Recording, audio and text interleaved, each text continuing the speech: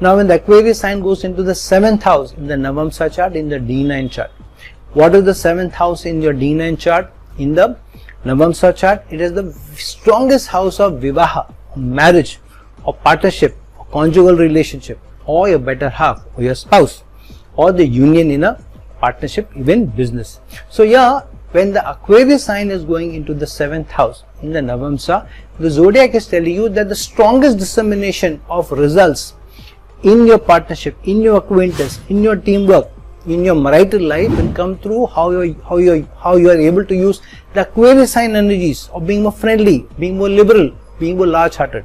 So it says, the zodiac is telling you that if you want to get best results in your conjugal life, in your marital life, in partnerships, in teamwork, on a day-to-day basis working with others, it will only bring you good results if you are more large-hearted, if you are friendly.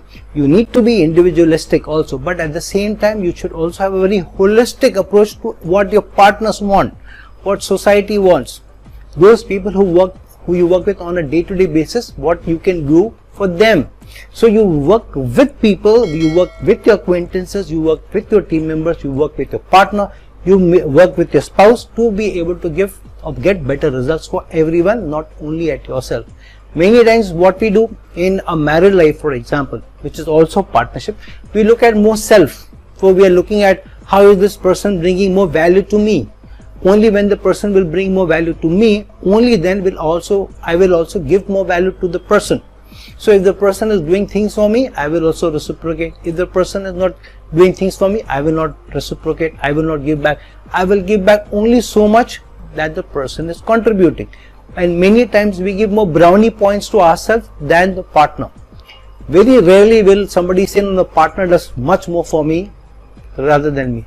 At best they may say, yes, my partner gives slightly more than me. But that's the most that a lot of us will do.